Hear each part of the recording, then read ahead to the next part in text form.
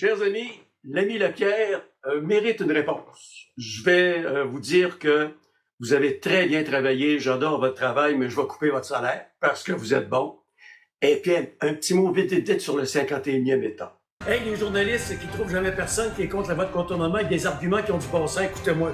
La fonction publique est un monstre qui se nourrit de lui-même. On coupe dans l'éducation, on coupe dans la santé, on coupe dans les services à la population. Je suis payé, moi, pour être incompétent. J'avais une belle gang de fonctionnaires à Québec au gros salaire qui se pognent le moine en pleine journée. Maintenant, Donald Trump. Hey, le gros épais. Il ne laisse personne indifférent. Ses commentaires sont directs et il n'a pas la langue de bois. Voici le commentaire de la semaine de Daniel Poulain.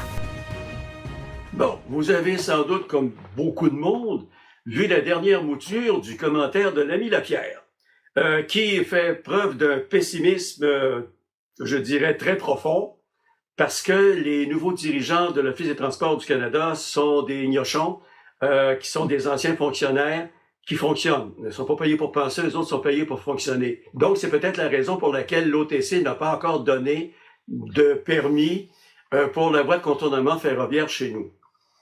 Moi, je suis plus optimiste que ça. Ça va être des fonctionnaires qui savent pas c'est quoi penser, qui obéissent à on ne sait trop quelle occulte force. Mais écoutez, juste le fait que les compagnies d'assurance ne veulent absolument rien savoir de ce projet-là et que le ministère des Transports du Canada nous dit qu'on va demander un soumissionnaire au meilleur prix possible. Même la Lloyds ne veut pas assurer ça, mais la Lloyds assure bien des choses, mesdames et messieurs. Si jamais ils assuraient ça, ça coûterait mais une fortune. Donc, même si l'OTC accorde le permis, la bataille n'est pas terminée. Parce que probablement qu'au ministère des Transports, à vitesse qui fonctionne, ils ont encore le coût que ça aurait coûté il y a 7-8 ans, qui, depuis 7-8 ans, a augmenté énormément.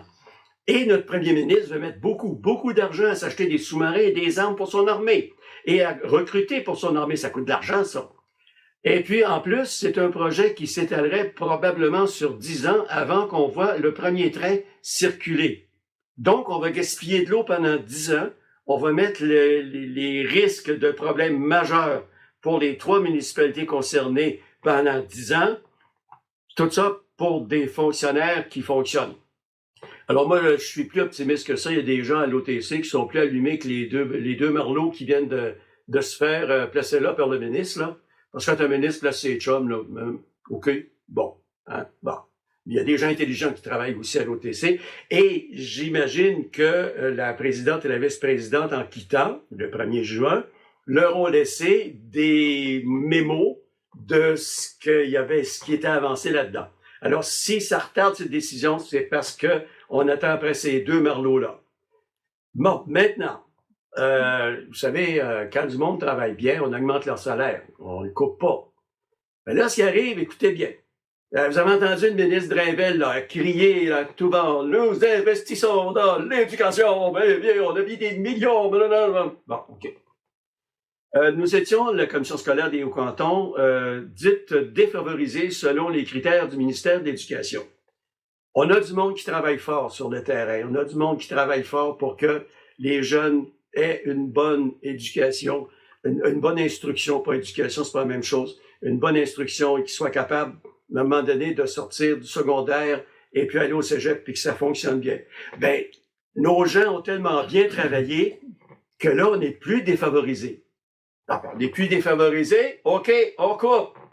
Alors là, les sorties qu'il y avait avant, qui étaient financées, on les finance plus. Parce qu'on est rendu tellement intelligent, on n'a pas besoin de faire de sorties. Voyons donc.